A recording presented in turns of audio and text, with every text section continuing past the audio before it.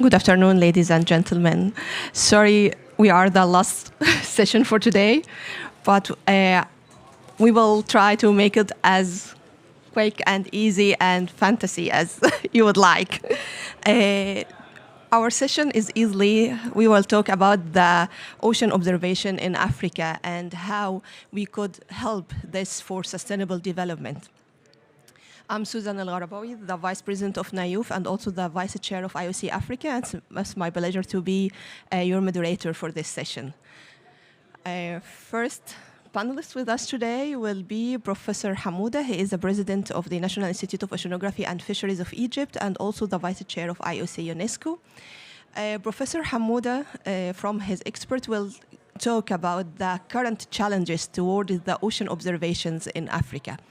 As we all know that Africa, with its extensive coastal lines and maritime zone, hold vast potentials of economic growth, food security from fisheries and renewable energy, climate resilience, and this benefits need a deep understanding of ocean dynamics and ecosystems. From this, we had the idea of this session to highlight the importance of advancing ocean observation and how to use the monitoring networks to improve our studies and how to collect the data for current temperature, fisheries, and also pollution. Ocean observation in Africa is also serve as a vital tool for mitigation of climate change and their effects. And this is why we want to protect our biodiversities and promoting sustainable practices.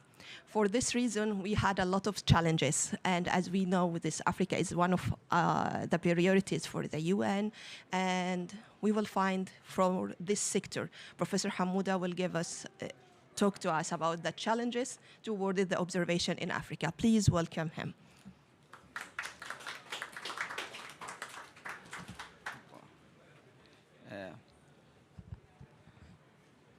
First of all, it's an honor to be here with you today.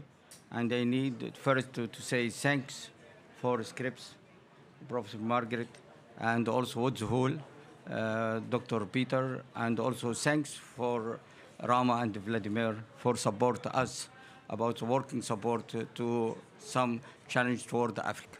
So what we needed to discuss, what is Africa?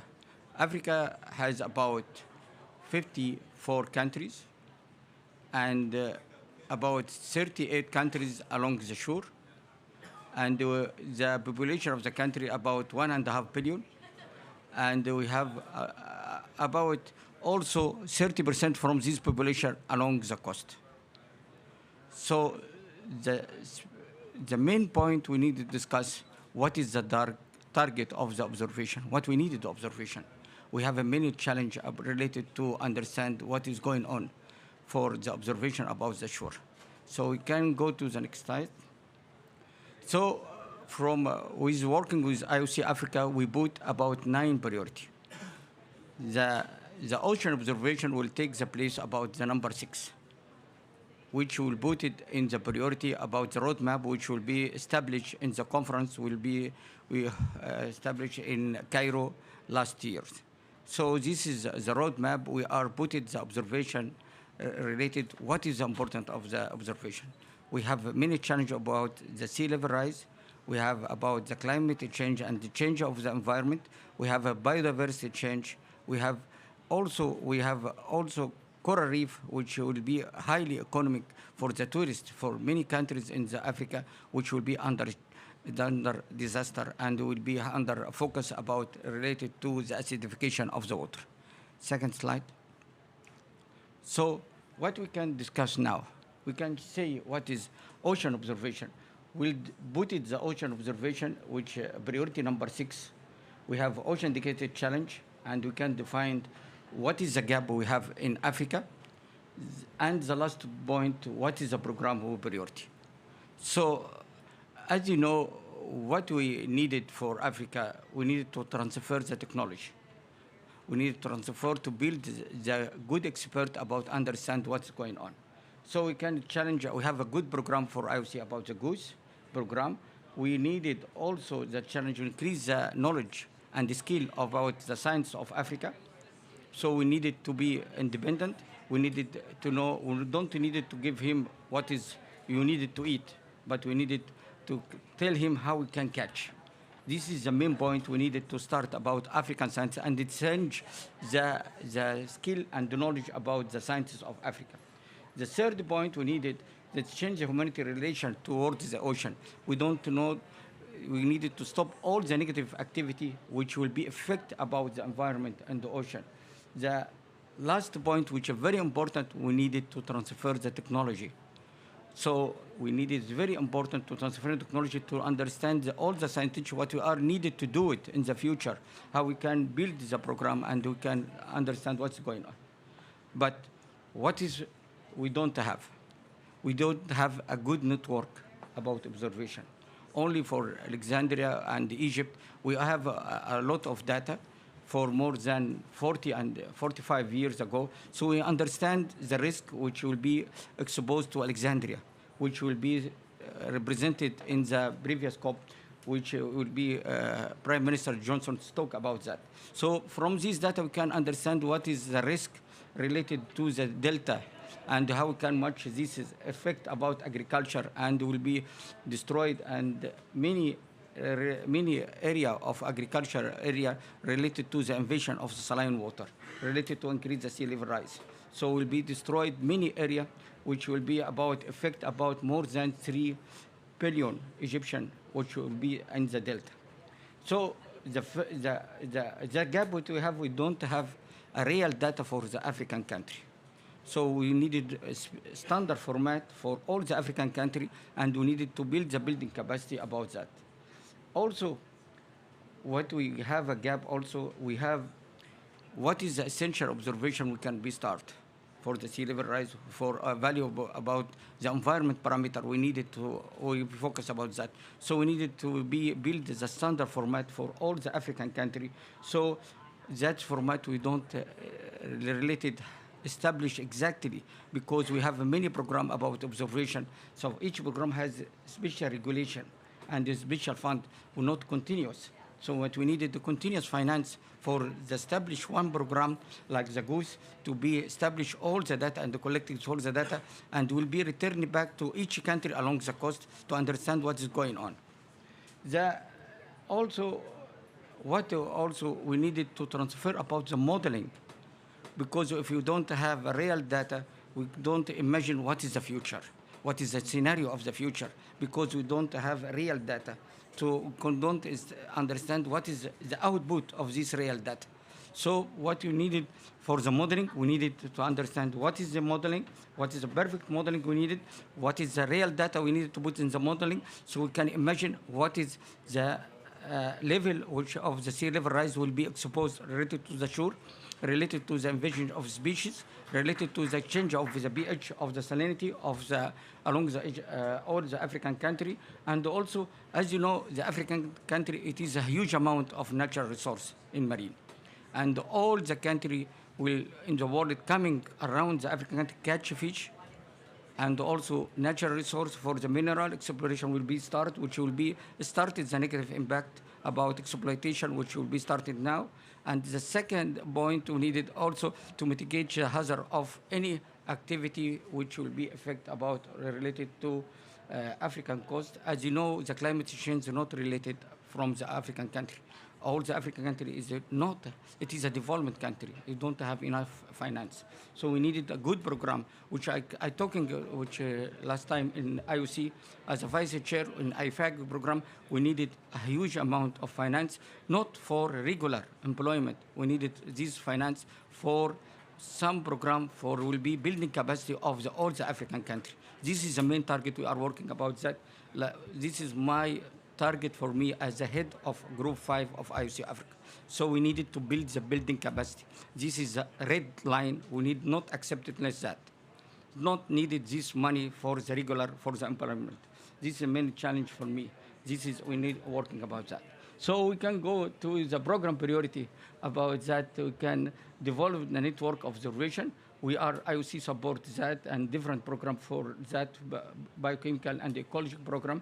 And also we needed as you say, this is the main target. We needed the regional capacity for all the African countries. This is very important, and to ensure that will be through the roadmap, and we are through the observing of the goose. It is the future for build this priority of this program. I'm sorry for talking a long time, and so thank you very much. Thank you, Professor Hamouda, for highlighting the main challenges we had in Africa for ocean observation and also the priority programs we are looking forward to. Our next speaker will be Lilian Krug from POGO. She is a partnership for observation of the global ocean, and she is an oceanographer, a specialist in observational oceanography with applications to ocean atmosphere interaction and climate visibility. Please welcome Lilian, that will talk about the partnership for observation of global ocean of POGO. Are you controlling the slides for me? Yeah. Can move on.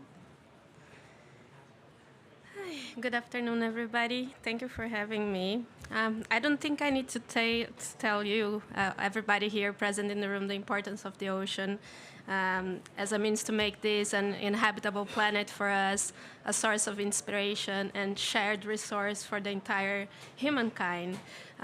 Yet, man-made actions are affecting the ocean in an unprecedented manner, and as a consequence, it is changing. So we need to be more continuously aware of how and why it is changing, and the way that we can predict the impact that the ocean is having on us and that we are having in the ocean, as well as to provide scientific-based evidence so people can take well-informed actions. So making continuous ocean measurements with global coverage is a pressing priority. And this can only be achieved through international cooperation and capacity development, as Professor Hamouda just said. And next slide, please. So in 1999, the world's leading ocean science institutions, many of them partners at this very pavilion and present in the room, came together to form the Partnership for Observation of the Global Ocean. So POGO works to support the development of a truly global ocean observing system by acting in three fronts, or what we call the three pillars of POGO: innovation in ocean observing, capacity development, and outreach and advocacy.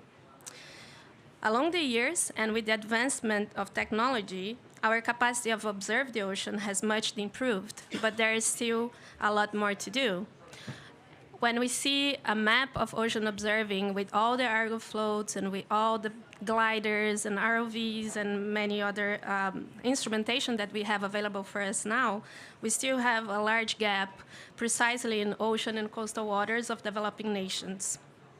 So over the years, POGO has had many initiatives and supported several others that aimed at improve ocean research and observation capacity in developing nations and in the continent of Africa. Most of these initiatives are led by our members in Africa. They are present in 7 countries in North and West Africa, and they are doing a great job. Next slide, please. So I have to be very brief because I don't have much time, so just a little taste of some of the initiatives that POGO develops in the continent. These include monitoring programs focusing in West Africa, where the most of our members are present. This monitoring includes ocean acidification, pollution, and essential ocean variables in the coastal areas. Recent projects like the Coastal Observing Lab in a Box will further improve monitoring capabilities and establishment of best practices and support to low-cost instrumentation in the region. In terms of capacity development, POGO has organized or supported several training initiatives in the continent since 2001.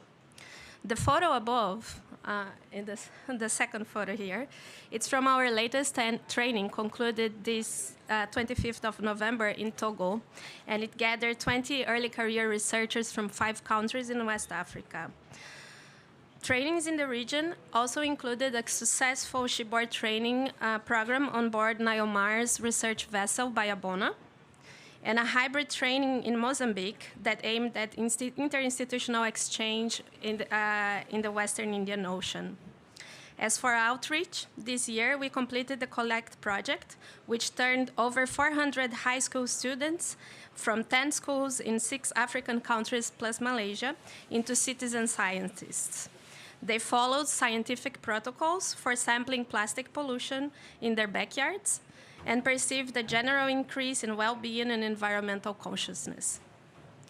POGOs also supported the first West Africa Marine Science Symposium in August, this past August in Ghana, where researchers, communicators, and storytellers from all over Africa gathered to discuss matters of interest and how to improve ocean science and literacy as a whole in the continent. So these were just a few examples. Next slide, please. So POGO initiatives are contributing to improve ocean observations on a global scale, but particularly in the areas where resources and personnel are insufficient. It is our hope that with time, institutions and local governments recognize the importance and take the lead on secure support for sustained long-term ocean observing at national and regional levels. With our capacity development program, POGO provides a support which is generally insufficient for ECOPs, particularly in developing nations. And we believe that we are part of the efforts in leveling the distribution of global ocean science capacity. Throughout supporting the future ocean leaders, POGO is making the next generation of stakeholders better prepared to the challenges ahead and to be part of the solution. So I invite you to learn more about our organization by visiting our website or our exhibit at the Virtual Ocean Pavilion. We also have a physical exhibit here at the stand number 9. And we will be co-hosting a side event next Sunday to discuss the importance of ocean observation for decision making. Next, please. I think that's it. Thank you. Thank you, Lilian, for giving us this important information about how POGO is initiatives for the African countries and how you are contributing so much in different countries in Africa. Now we will just go to Professor Francois Holler, from the President and CEO of FREMIER, and he will talk about the Advancing Ocean Observation for Sustainable Development. Please welcome him. You want to go? Okay. The one. Thank you, Susan. Okay. Sorry, yeah, I know. I made mistake the other days. So I know how to work now, hopefully. So good afternoon. Thank you for the introduction.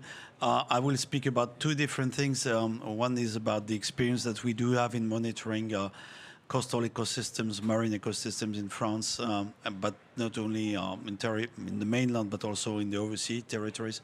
And the second is about an experience that we had, or an experiment that we had about developing capacity building in the West Indian Ocean.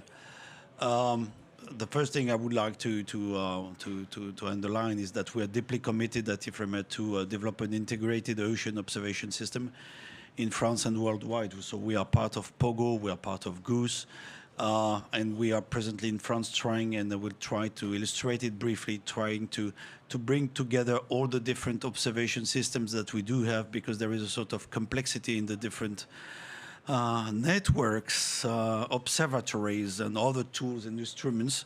And so we feel that there is a need to be more integrated, also so that we can also cooperate with the others better. So the thing I'm speaking about is, it's very small on the slide, but this is a research infrastructure. This is how we name them, which is called ILICO, and ILICO stands for the monitoring and observation of littoral and coastal ecosystems. And what I'm speaking about is not only about things which are from IFREMER, but which are also operated by CNRS colleagues and also by university colleagues, because the observation of coastal ecosystems in France is not only done by my institute, it's also done by other institutes. The role of universities in France is important because they are located, I'm speaking of marine universities, because they are distributed all over the seashore, and of course they have a direct access and a direct interest in what happens in the local ecosystems. So what we are trying to do is to somehow bring together the all the people who are interested in these activities of monitoring and observing coastal ecosystems. This has been established in France as a national research infrastructure. We have a roadmap of all research infrastructures. This is also something that happens in the EU. The Argo system, which you may be aware of, which is monitoring the high sea for temperature, salinity, and so, is a research infrastructure as such. But this monitoring and observation of the coastal ecosystem, the coastal ocean and seashore environments is an infrastructure by itself. This is important because being a national infrastructure tells that the Minister of Research has provided us with a label so that there is a sort of quality control of what we are doing. And so this is also a recognition of the strategic importance of this kind of observation by the French government. One of the difficulties we face is that this is a highly distributed research infrastructure. We started with mainland in France, on the Atlantic coast, the Channel, but also in Mediterranean. But now we are expanding towards the overseas territories. And so having all these people doing more or less the same thing in an harmonized way sounds as a rational way of thinking, but it's not that easy. So that's one of the difficulty. The other difficulty, which will be illustrated on the next slide, if I'm right, is that we are using a wide range of measurement techniques and devices which are linked to the variety of things that we are observing. So we are observing phytoplankton blooms, we are observing sea level rise, we are observing the physical ocean. So we are observing different aspects. So the integration of all these types of data along the seacoast by different organizations is a challenge by itself. And I may imagine this is also a challenge at the African scale. It can be also a challenge at the scale of other countries. That's one thing that we can share. And of course, and I probably have no slide about it, the data management is key for that. All the data that we do gather on coastal ecosystems are, in the end, located in the same computer system, in the same information system, are supposed to be fair data, so findable, accessible, interoperable, retrievable, and but this means quite an effort. So, and this is part of the job of IFREMER of centralizing all these data. But here, this is an illustration of the fact that there are 9 accredited network systems of observation and data analysis. I will not go into the details, but some are dealing with the Pacific Ocean surface temperature. Another one is dealing with the sea level. Another one is dealing with the physico-chemical evolution of coastal waters. The last one is about the benthic macrofauna observation. This is one that has been added recently. And so the real difficulty we face, and I may imagine this is the same in other places, is to bring all these data together and make them tell common stories somehow, because there are things to be shared among these data. But this is really a challenge. And all of these networks are reviewed periodically. Not by IFREMER, but by a sort of commission, which is a mixed commission led by our colleagues from CNRS. IFREMER is also part of that, so that there is a sort of quality control of the harmonization of the way the data are collected, and I think that this is something important. I thought it would work, yes. Last thing that we are doing is that we are trying to plunge, or if I use that word, or to enlarge that network of observatories at the European level. So there is a project which is called Jericho, which is a joint European research infrastructure for coastal observation. And you may imagine that the kind of, I'm not saying this is absolutely complicated, but the complexity associated to the many actors, many different systems, many different networks, many different targets of observation, when you move that at the European level, there is an additional layer of complexity. And for example, that infrastructure, if I'm very frank, has not yet fully been accepted at the European level. And we got some comments at one point of time, what is the governance of that system? And I imagine at the African level that may happen also. So what is the governance? How do you harmonize the data? How you do manage all the data? So we had questions which were not tough questions, but questions that we have to answer. So with that, I'm not speaking at all about African coastal observation, but I think there can be things that can be learned from the comparison of the successes, because they're big successes, but also the difficulties sometimes we face. The second point I wanted briefly to mention, which is an echo to what Lilian said, is that this is something different. It's more about capacity building, but in 2022, we organized a sort of a floating university in the West Indian Ocean. And it's more towards capacity building, but the idea was to bring together on the Marion Dufresne research vessel, which is quite big, about 75 students in 2 legs. That lasted in total a bit more than 3 weeks, so twice 1.5 weeks. And these students were from different countries, from this part of the ocean, from France, I mean La Réunion Island, Mayotte, but also from other neighboring countries.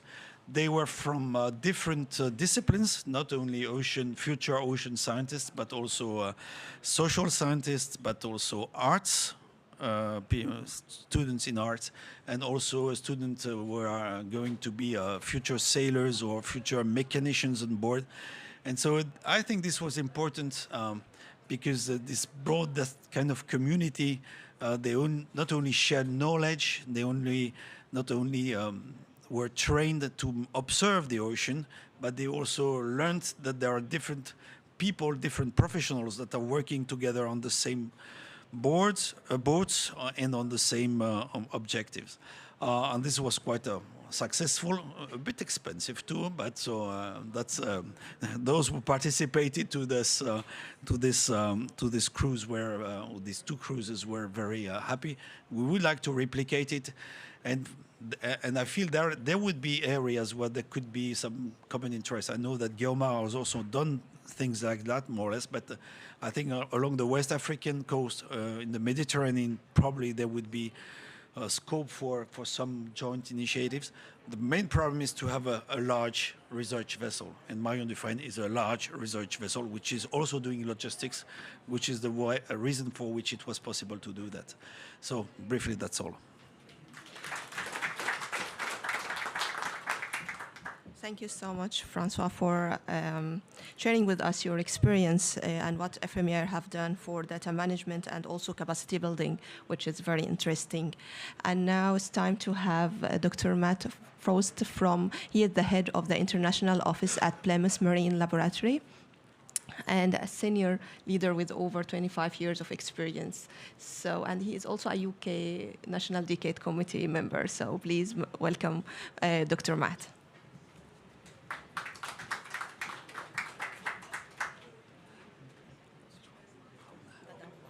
Brilliant, thank you. Okay, that's great. Okay, so firstly, thank you for inviting me. It's great to be with an esteemed panel. As usual, it's really great, so thank you for that. Yeah, as you say, I'm coming with wearing numerous hats, but what I really want to do is focus on the monitoring side of things. So let me see if I get this right. It's like, yeah, I'll just shout next slide. It's probably safer. So I want to say some general points very quickly and then focus a little bit more on Africa. So if we could go to the first slide. I think the general point I want to make is whenever we talk about sustained observations, I think the temptation is, because a lot of us are scientists or come from science backgrounds, we get straight down into the detail very quickly. Let's be upfront about this. Sustained observations, whether it's in Africa or Europe or Asia, the biggest problem is funding them and keeping them going and telling our paymasters why it's important. And we're not always great at that, and we talk about the geophysics and the biology and the ecology and all the parameters. What we need to do is get this message across. The ocean is fundamental to all 17 of the UN Sustainable Development Goals, SDG 14 obviously, but all of them. But actually what that means is sustainable observations or ocean observations, they are all actually relevant to all of the Sustainable Development Goals. We're not doing it because we're just interested scientifically, although we may be. We're doing it because actually if we want to alleviate poverty, if we want to feed the world, if we want to deal with hunger and things like that, we need ocean observations. So I just want to say up front, I think that's the message we need to get across really clearly if this is going to succeed long term. Okay, next slide, please. So I just want to talk once again about two challenges, I think, with ocean observations and networking and bringing the element with Africa in there. So I think the first challenge is that when you talk about ocean observations, particularly in Europe and the US and other places, we've developed these very sophisticated sustained observation programs. So there's some examples there. So I mean, the Argo is a classic one. Ed or Rama or somebody can correct me, but I think that's about 40 million per annum to run. It's an incredibly sophisticated network. We also have these areas where you've got sort of remote sensing, satellites, submarines, ships, and all of these things. This is all fantastic for monitoring systems, but what we actually need is some system of monitoring which is easily deployable anywhere, basically, because if we're going to get very wide-scale monitoring and network, we can't expect everybody to have a satellite and 2 research vessels and autonomous vehicles. So I think that's the first challenge, and I'll come on to the solution for that one in a minute. The second challenge is that a lot of these are not very well networked. So if you look globally, Africa is probably the same as Europe, that quite often these things develop separately. So what you end up with is biodiversity information, climate information, socioeconomic information. It's all in different countries, it's in different government departments, it's in different scientific institutes, and it's actually quite difficult to bring that together.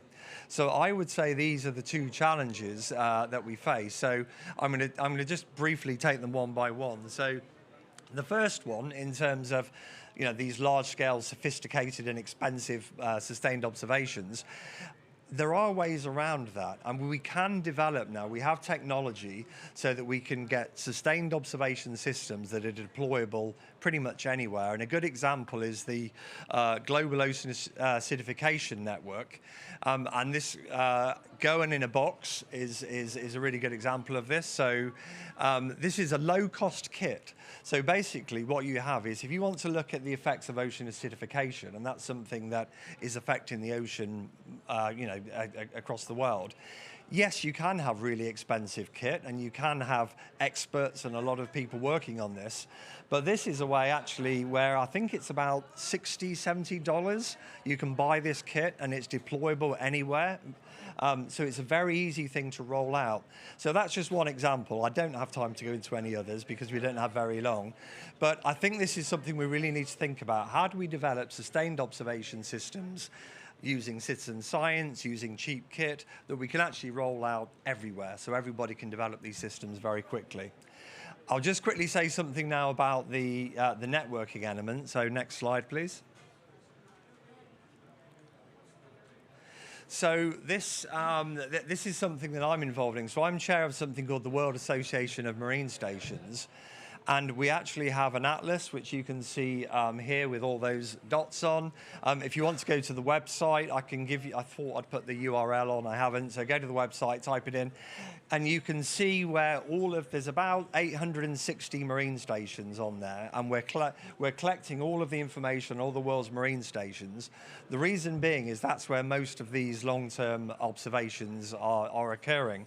Now, interestingly, if you take the example of Africa, in Bob Hyatt in 1963. He had a fantastic job. He went around the world and he took photos and he looked at how many marine stations there were and doing these observations. And in Africa, if you read the book at the time, he identified 39 different sites that he said were collecting observations. In 2010, the African Ocean Partnership worked with IOC UNESCO and actually got the World Association of Marina Stations back on the agenda, and that's why I've ended up chairing it. But one of the things that came up straight away in 2010 was there was a big gap in Africa in terms of coverage. So you look at 2017, the Global Ocean Science Report. By this point, we had 62 marine stations, 8% of the global total in Africa. So what you can see is there are new marine stations all the time. By the time we launched this atlas earlier in the year, we identified 65 marine stations. Please, can I ask anybody here who knows stations we've missed off, go on and add them, because I'm sure there's ones missing. But the reason we're doing this is it's really important to network all of, because we can keep adding marine stations, but the reason they're called stations, that term was invented by Anton Dorn. He was the first one to call them marine stations because he saw them like train stations where you went one to the other. They were networked. They were never designed to work in isolation. So I would really encourage, I'm excited about some of the collaborations we got. I would say let's not just put observations in different countries and different areas in Africa, but let's make sure they're in POGO, they're in WAMs, and they're well networked, because that's where the real power comes together. I think that's my final slide if you want to press it, and I'm bang on 7 minutes, so thank you very much. Okay. Thank you, Matt, for this informative presentation. You just mentioned to us about the stations we had, but unfortunately they are not working, all of them. So we really need, as you experts all say, that we need capacity building. This is what we are looking for, yes. And especially for the biodiversity observation, this is very important, yeah, for fisheries, for coral reefs, and for everything. And now, we will, yeah.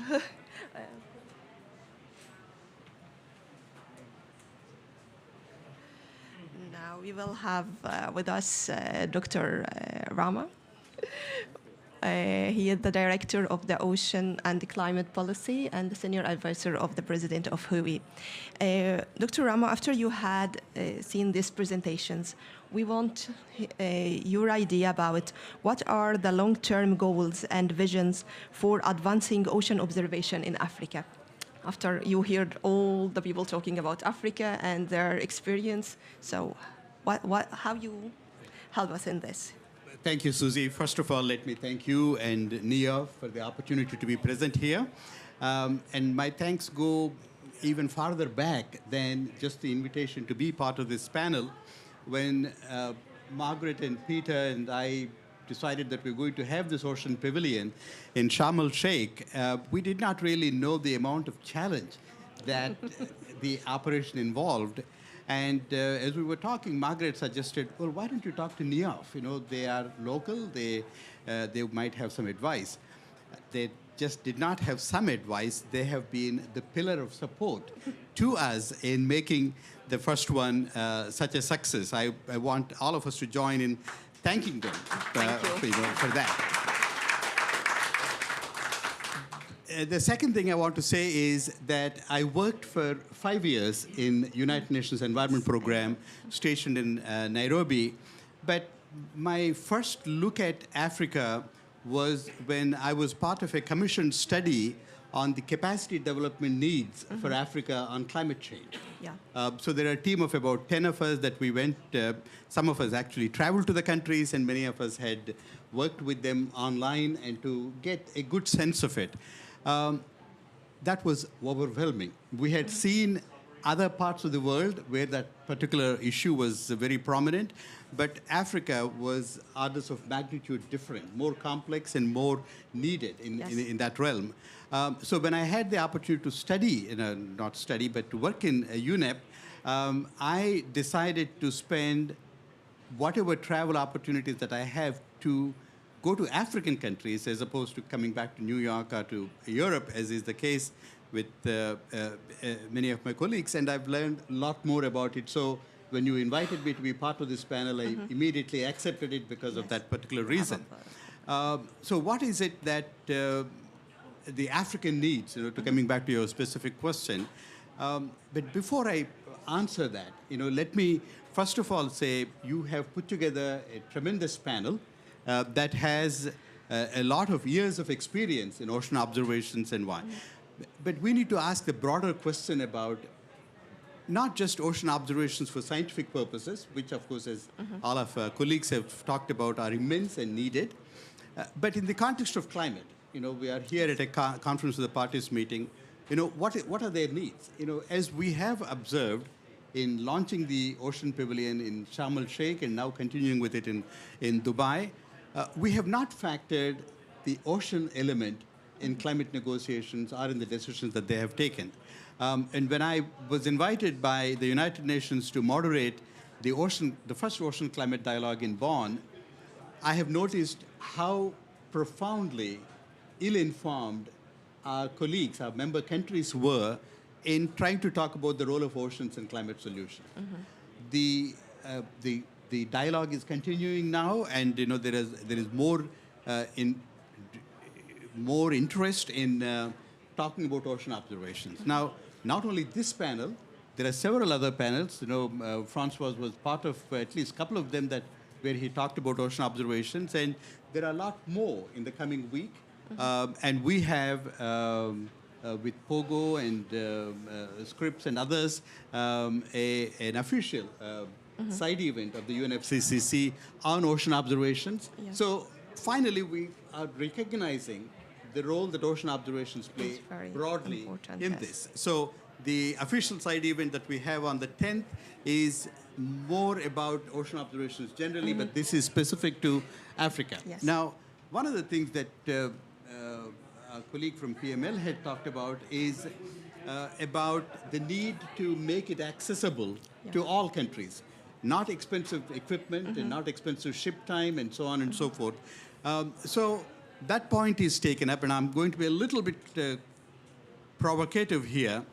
But when we do that, what we oftentimes talk about is the large institutions that are stationed, that are located in the industrialized world, carrying out experiments not just in the northern Atlantic or the Pacific, etc., but going to southern Atlantic and then working with them.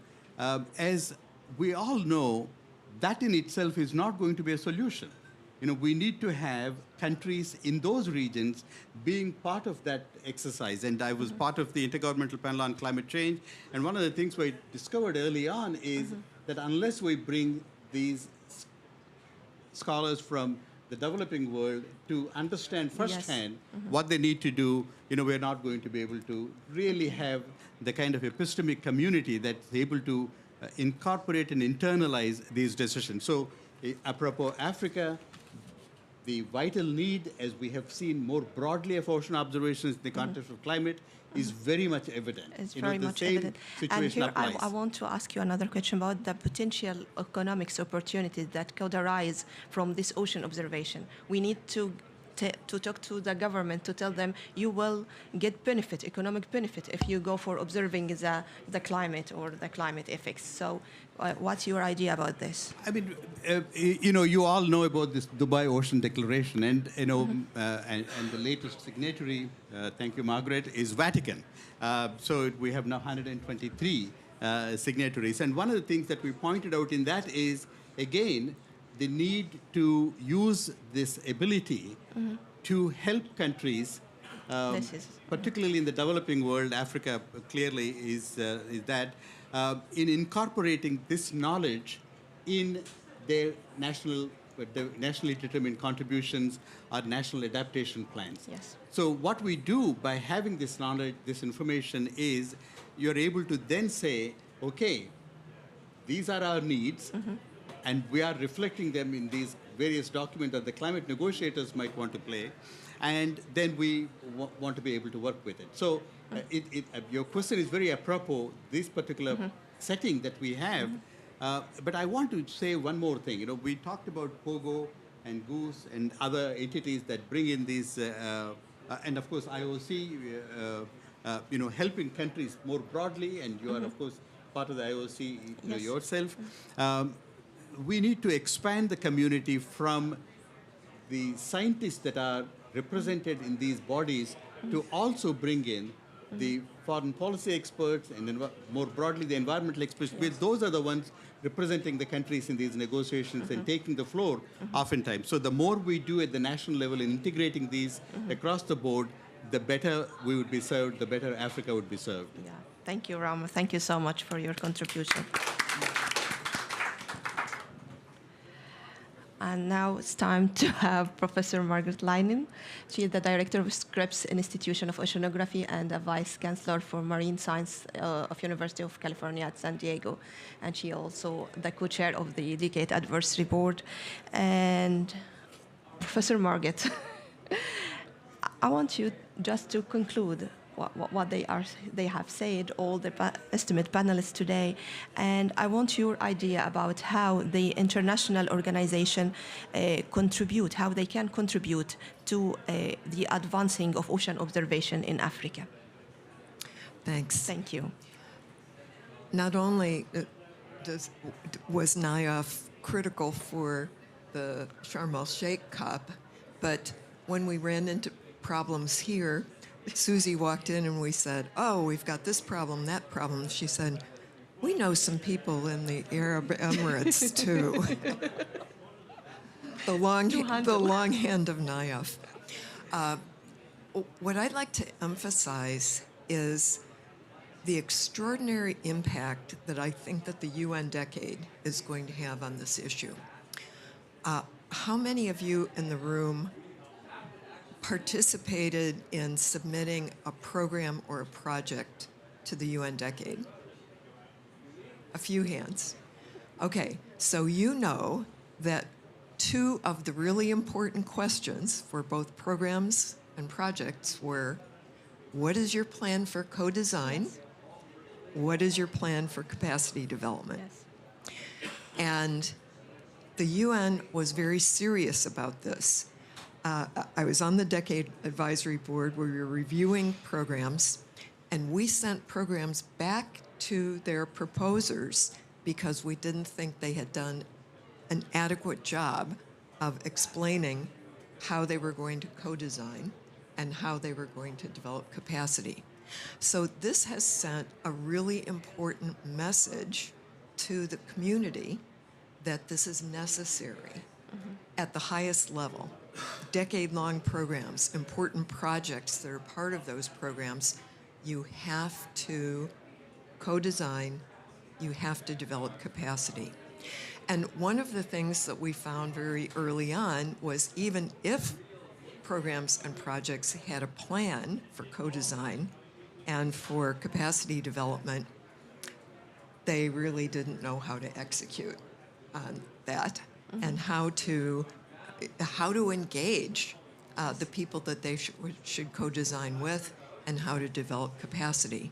And so one of the things that the Decade has done through its philanthropic foundation alliance is to convince them to help programs and projects by having a capacity development fund put together by the philanthropies.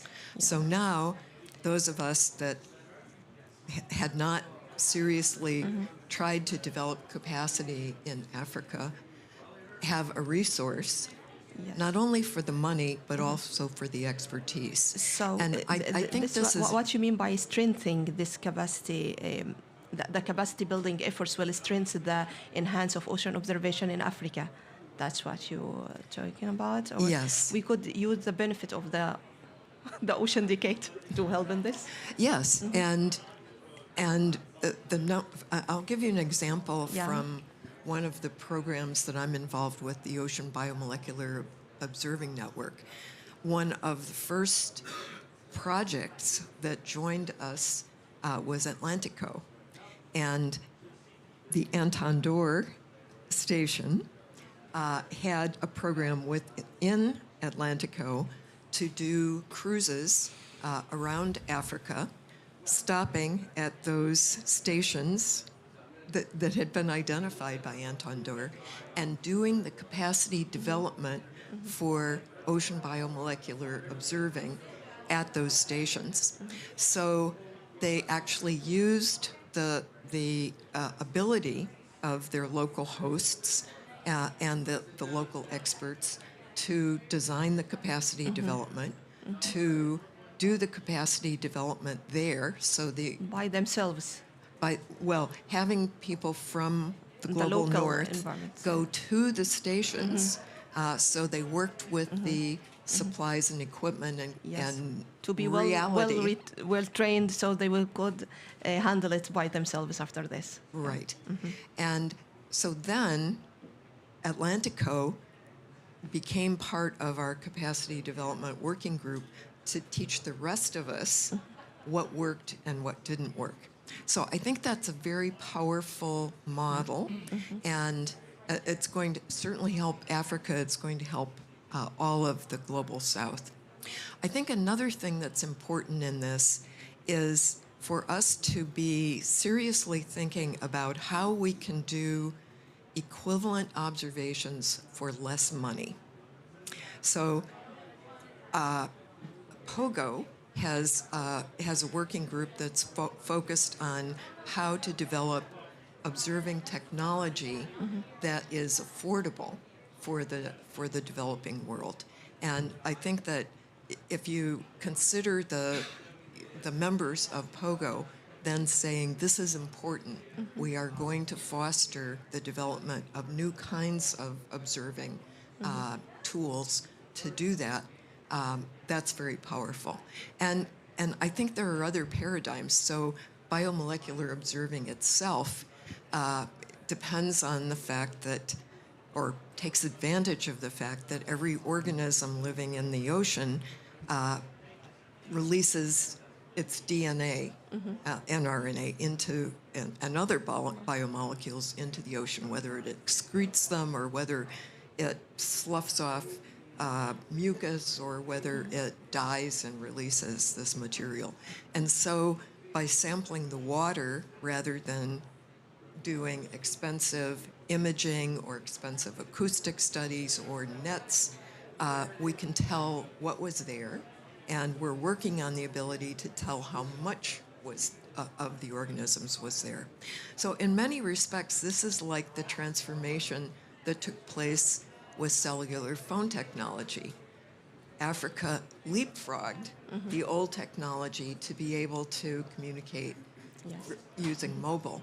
And so one of our hopes is that developing a tool like that allows you to leapfrog collecting samples, collecting acoustic data, collecting very expensive imaging data. And it's not as though those will go away, but this is, we call it a different kind of net or a different kind of sampler. And so that's an example of leapfrogging technology in order to enhance capability and enhance capacity. So I think that you have a change in the culture of ocean science that is much more sensitive to the fact that we can't all be doing oceanography with, $5.5 million equipment. But we have to develop the capability of doing high-quality oceanography that is recognized everywhere, calibrated and verified with new ideas. Yeah, thank you, Margaret. Thank you so much. It's really very important to solve. This is a challenge to have a high-quality data with a low cost. So this is what we need for our future, to observe more areas and make it more available for everyone, especially for the developing countries. So now we just have 5 minutes for discussions, if you had any questions for our esteemed panelists.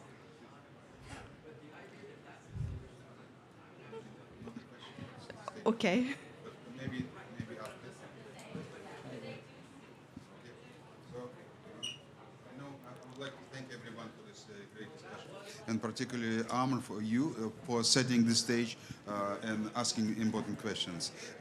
Some of these questions were answered. I also thank Margaret for introducing the role of the decade. But I would like also to probably inform you of several things that are of relevance for this. First of all, the good news that many people know, and Ed worked on this very hard. So double budget for IOC next year, and a lot of money will go to Africa. So have to say thank you. That will be not just one position in the IOC Africa office in Nairobi. There will be 2 positions. So doubling again. So then shortage of observations in exclusive economic zones. This is a very sensitive issue. We have a special group now thinking about how to increase the coverage of zones of national jurisdiction with oceanographic observations. I invite you all to participate in the work of this group. Standards. So, ocean is uniting people, uniting countries. There are many transboundary issues. We cannot afford national standards. Forget about this. We only have, even the regional standards would be wrong. We need to have global standards. For that, we have global ocean observing system. And we are now transforming the international oceanographic data information system, which is basically a combination of 100 data centers units in 68 countries. We're transforming this into ocean data information system. Interoperability, availability of data will be the core of things. Africa has to be and is a priority of development of OBIS. Then about the capacity. Indeed, Matt, you spoke about how we move forward on observations of pH in Africa, and I think we did achieve some results there. There are hundreds of people now able to and participating in this work. So IOC Africa, 38 countries in Africa having coastline.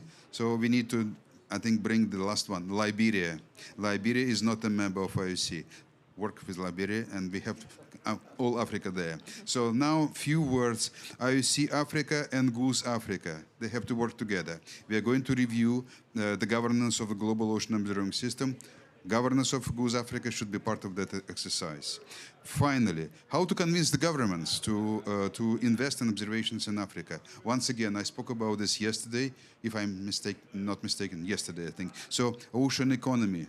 They call it blue economy, is the thing that, is really uniting all the governments. This is manifested, can be conducted through maritime special planning. That requires observations. This is the way to convince the governments to invest in ocean observations. In order to be more kind of convincing in this process, when we were designing Goose in the 90s, we conducted that study. Maybe the study was already out of date, but the conclusion was that $1 invested in ocean observations come back with $6 of benefit to all kinds of communities. It's important who gets the profit, of course, we understand.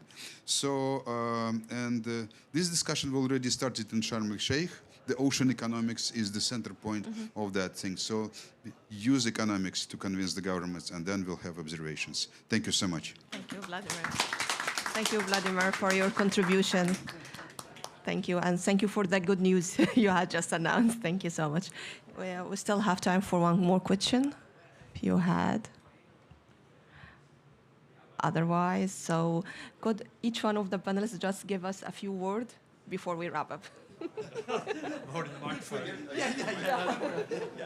I just want to say what's been really exciting about this session is that we've all coalesced around agreeing what needs to be done with the capacity development in a way that is appropriate for lots of people to apply.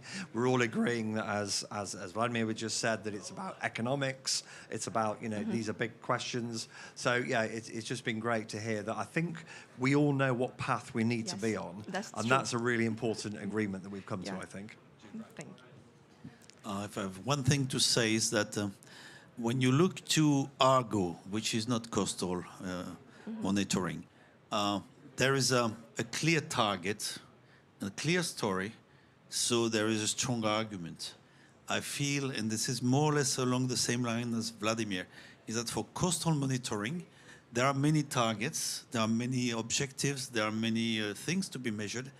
And I feel, and I always insist in France, but I think this would be the same, that we should be able to show to the policy and decision makers why the things that we measure will be important for them, and that we are able to demonstrate that. I think this is a key for convincing on the long run that it is worth accumulating these data. Sometimes we are so much convinced that this is important for the oceanographic community that we forget that it has also to be important for some end users somewhere. Yeah, thank you, Francois. I guess, so the session is about ocean observation and the scientific aspect of it, but I would also highlight the importance of science communication and ocean literacy, that this will also support our plea to governments in order to support ocean observations more. That's true. There has been great work being done in Africa and increasing collaboration between institutions there, and we can only support them and keep going. Thank you, Lilian. First of all, I say thanks very much for you be attend of this session, and thank you, Margaret and Rama and Vladimir, all of every mayor who to be here. Thank you very much about that. So, what I needed looking for, we don't looking for the money. We looking for transfer the knowledge and technology for the science of Africa. This is the main point we needed talking about. As you know, we can, thank you, Vladimir, to the application, the budget, but the budget is 0.06. It's a very low percent, 0.06. If the application, you don't need the money for budget. We needed only program for building capacity of transfer the knowledge and the technology for the science of Africa. This is the main target what I talking for it. We don't talking about the budget. We needed many program of training for the trainer. This is the main point, to building the capacity of the knowledge for the scientist. This is the main target. We don't need it talking about equipment. If we don't build the think tank of the scientist, is nothing for the equipment. This is the main what I talking about that. Thank you very much. I'd like to also circle back with Vladimir and Francois's point about the need to be able to show that our work is profoundly useful. And again, I'll go to the requirement of the decade that you have to co-design. And by co-design, they don't mean Francois and Margaret getting together to design. They mean us co-designing with the users. So that means that if our science is designed from the beginning to serve the needs of the users, we will have a powerful statement that hopefully will convince governments to go beyond 0.06. Okay. Thank you, Margaret. I want us to, first of all, acknowledge the phenomenal role that Vladimir has played in doubling the budget of IOC. Yes. Having worked in international organizations, I can tell you. And Ed also. And Ed. So, but it's not easy, but it's there. Okay, well, the point is this. We have now recognized the value of what? The value of observations in terms of not only sustainable development, but in meeting the climate stabilization goals. And that is, and with the additional help that IOC is giving Africa with increased staff and increased ability, we need to capitalize on that. And then see, as Vladimir invited, the participation by these folks, to see how far we are going and what more is needed. And we have a string of important conferences coming, beginning with the one in Barcelona to Nice and beyond. We need to be able to say at every step along the way what we have accomplished, what more needs to be done. We have to keep it under constant review. And I will end with the point that Amma has made. It's not about just transferring resources like money, but it's about transferring knowledge and capacity. Thank you. That's true. Thank you, Rama. Thank you.